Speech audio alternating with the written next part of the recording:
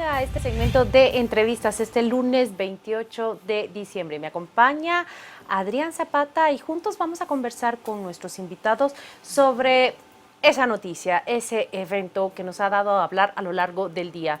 Muchas gracias por atender esta invitación. Marvin Flores es especialista en temas de corrupción de Acción Ciudadana y también nos acompaña Jonathan Altalef, el abogado que representa legalmente a Gustavo Alejos. Y arranco de inmediato con la primera pregunta. Parecía una broma del Día de Inocentes cuando Gustavo Alejos comparece ante la jueza sexto de primera instancia penal. ¿Dónde estuvo Gustavo Alejos todo este tiempo? ¿Y cuál es la historia previa a su entrega en este día? Bueno, muchas gracias y gracias por la invitación. Buenas noches a todos, un gusto estar aquí.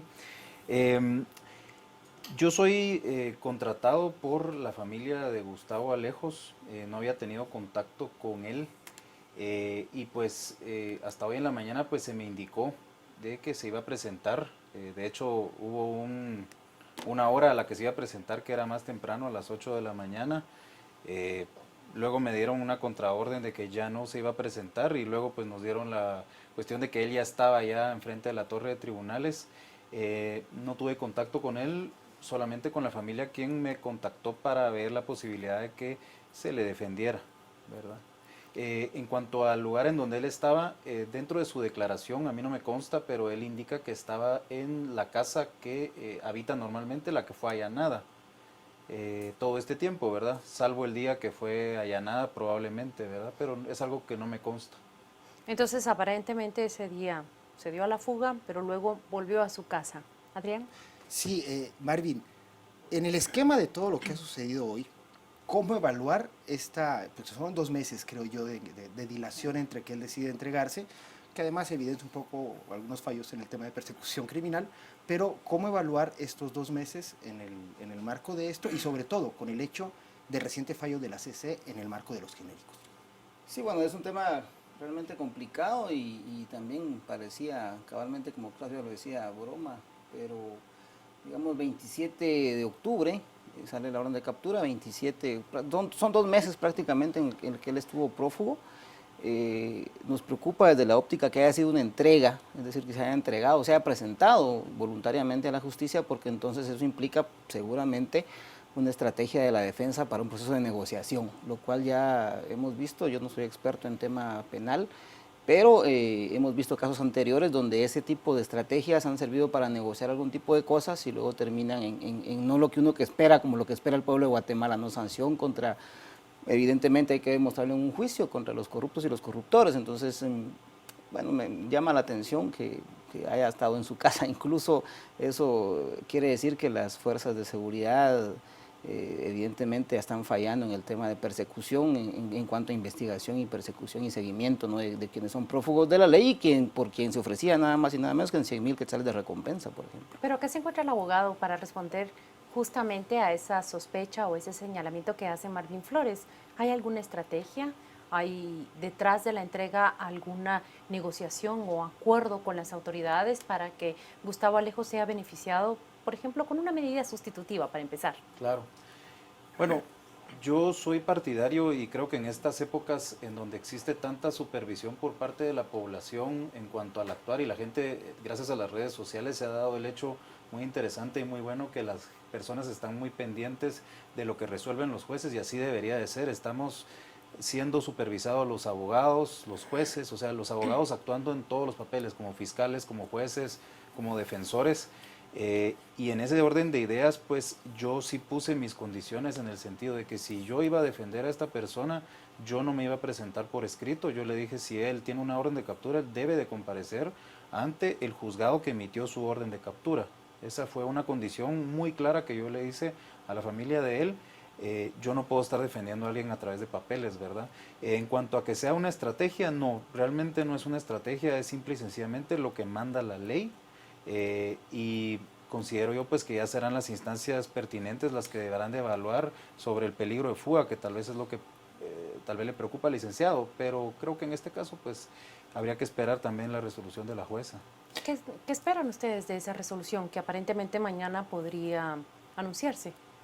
Yo creo que estamos ante dos situaciones que hacen viable tal vez el otorgamiento de una medida sustitutiva, y es muy lógico.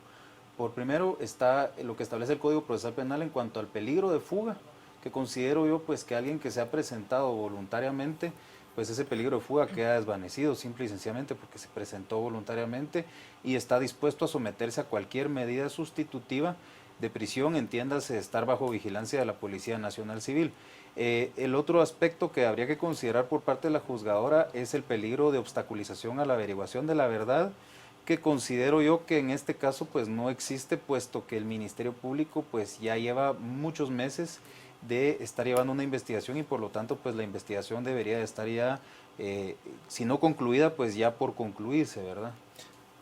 ¿Cómo evalúan, Marvin, ustedes esta postura, lo que refería el licenciado, en el marco del peligro de fuga cuando hay 2 meses de un estado en el que estaba prófugo, y además el hecho de que la investigación avance cuando todavía no hay un detenido, este plazo para que el Ministerio Público investigue?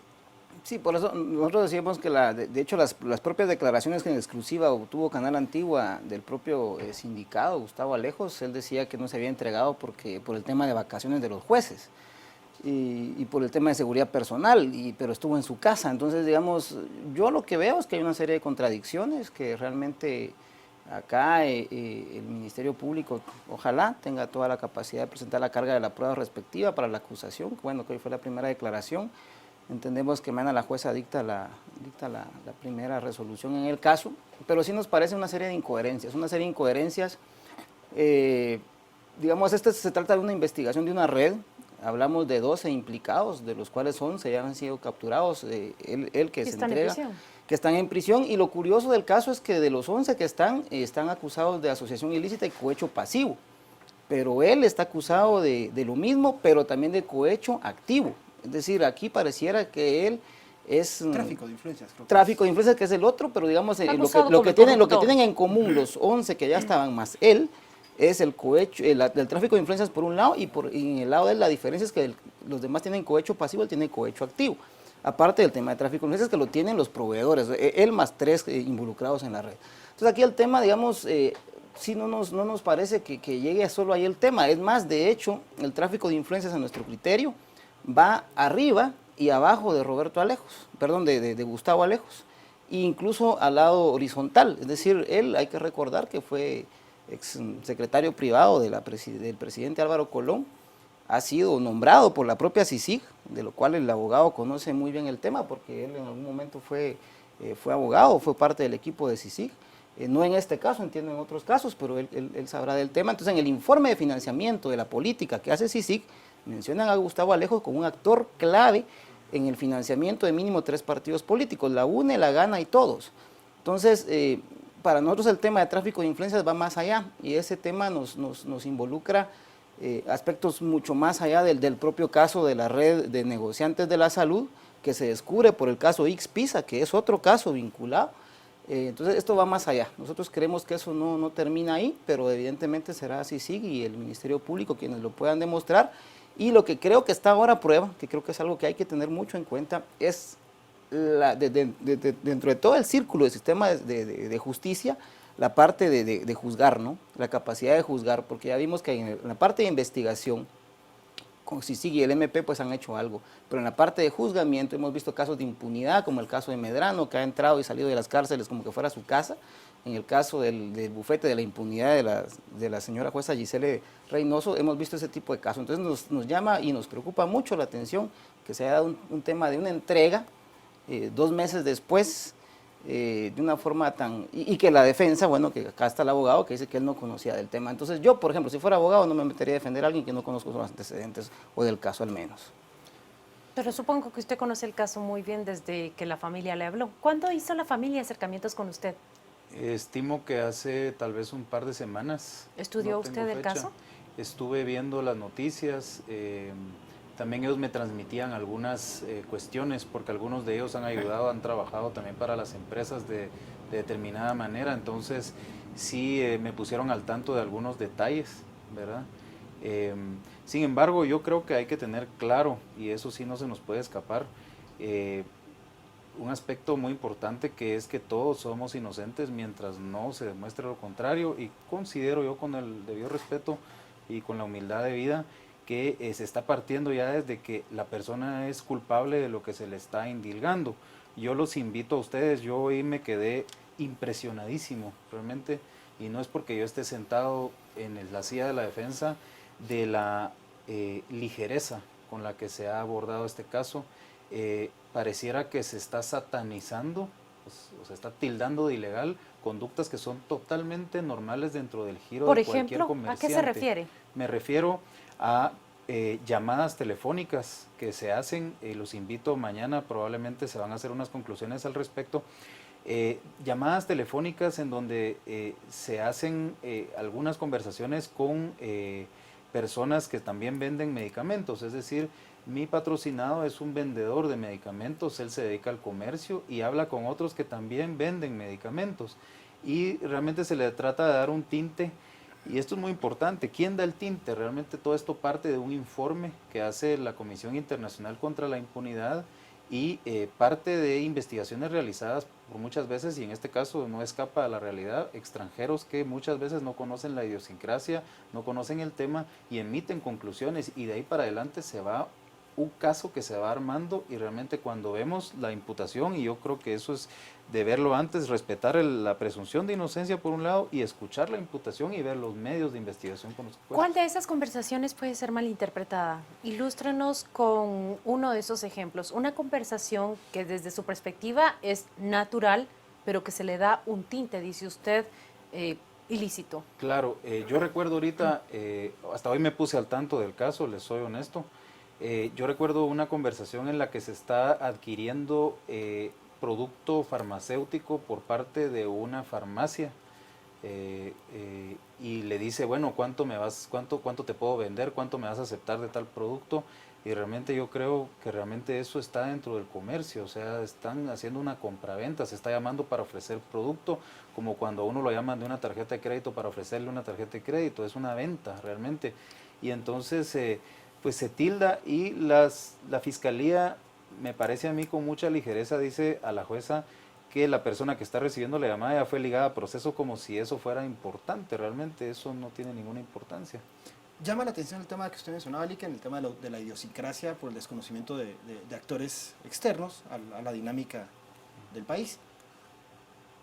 ¿No será, o cómo lo ven ustedes, en el marco de que justamente ese actuar que se ha aceptado como normal, como válido, incluso en el comercio, porque recordemos que aquí es comercio con el Estado, aquí la autonomía de la voluntad está limitada seriamente, y entonces ¿no será que estamos partiendo de un acto comercial aceptado o tolerado, o realmente de que esa tolerancia se acaba porque está vulnerando intereses nacionales y derechos, está conculcando derechos?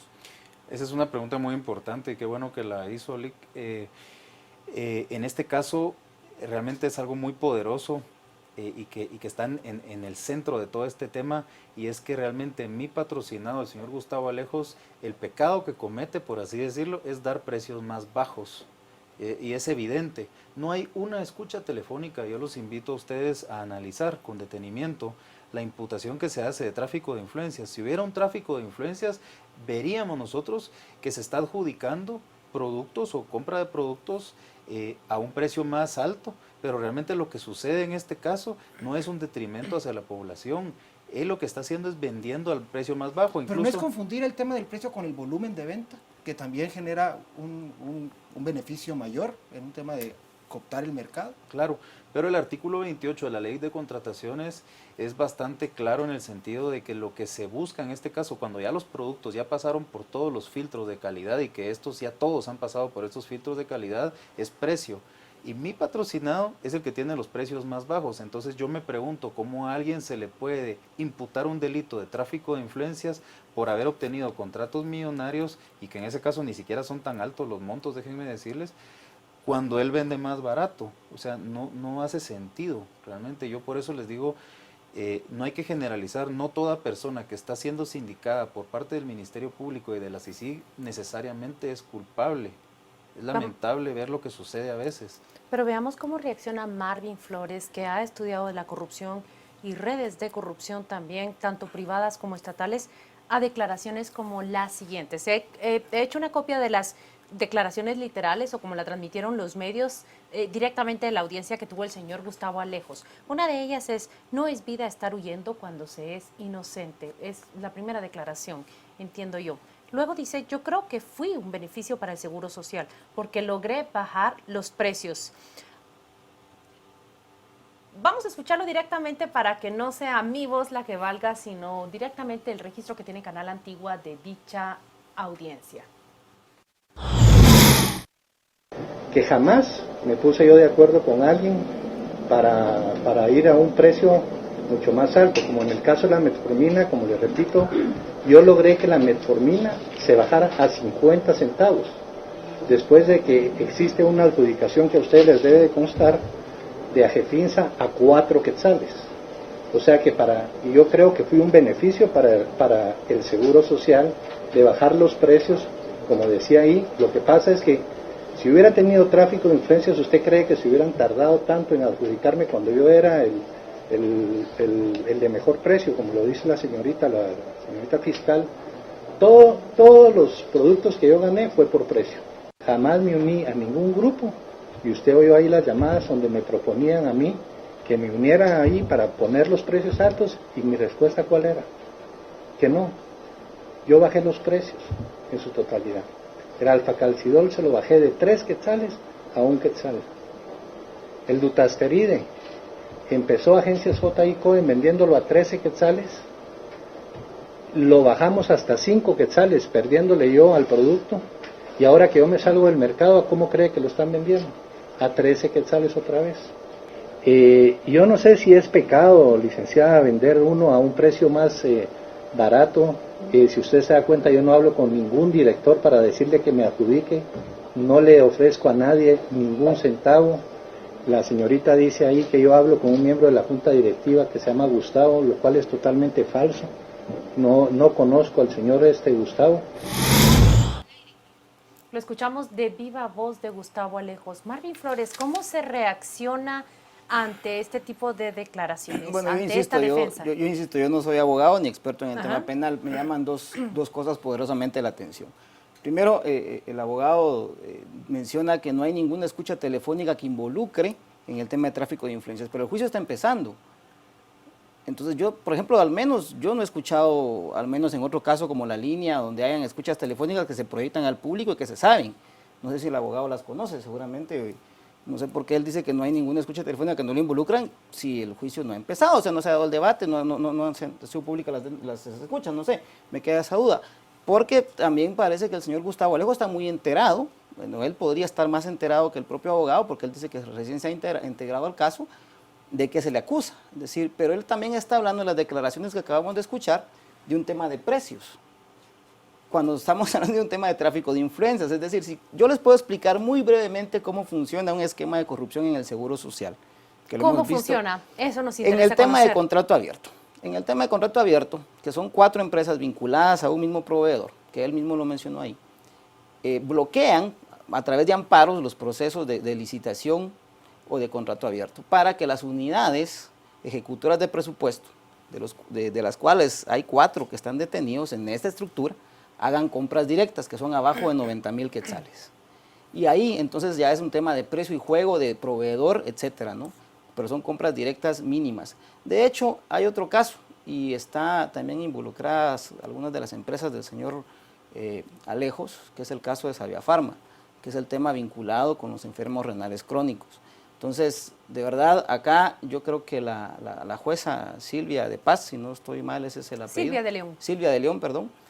Tiene que ir, conexar casos e ir más allá de simplemente del caso de negociantes de la salud, como se le llama, porque acá está involucrado, repito, este caso viene del caso Ixpisa, se descubre a raíz del caso Ixpisa de las escuchas telefónicas, y hay, más allá de eso, nosotros lo conocemos por el trabajo que hacemos en Acción Ciudadana, de que hay casos involucrados más allá de eso. Recientemente acaba de salir un artículo publicado en un matutino sobre este tema. Entonces, realmente acá decir, miren, yo me entregué porque habían vacaciones, miren, eso es querer jugar con los impuestos de los guatemaltecos, que son los que pagan este tema.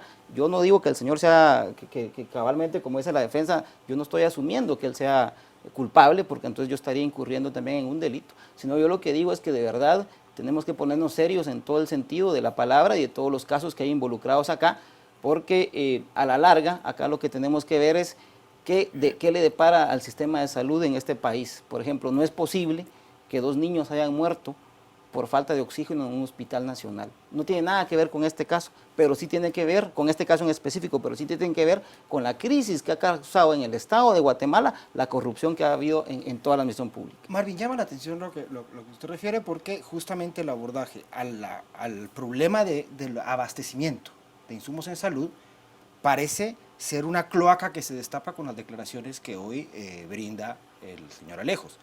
Y evidencia el hecho de que, bueno, si bien él no reconoce su participación en los ilícitos que se le imputan, menciona a otras empresas grandes, J. Cohen, la más recurrente en su declaración, y dice y evidencia el funcionamiento y hace ver actos sospechosos y demás. Es decir, hay una cuasi denuncia ahí expresa de cómo justamente la industria farmacéutica copa el sistema de salud.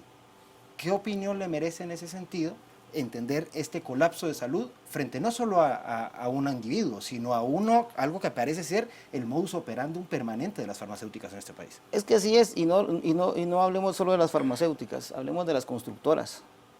Hablemos de las constructoras, hablemos de que si el puente se cae no importa, pero aquí estamos hablando de medicamentos. Si el puente se cae, de repente se llevó a alguien ahí o algo pasó. Es cierto, la salud directamente, el tema de corrupción en salud directamente mata, y alguien lo decía ahí, el actual vicepresidente, por ejemplo, lo menciona en un discurso, en una actividad que tuvimos sobre el tema de transparencia, cabal él lo mencionaba, y es cierto, el actual vicepresidente y el entrante, ¿no? Eso es interesante, que ambos son del gremio de salud y lo reconocían. Pero no solo ese gremio, también el tema de construcción.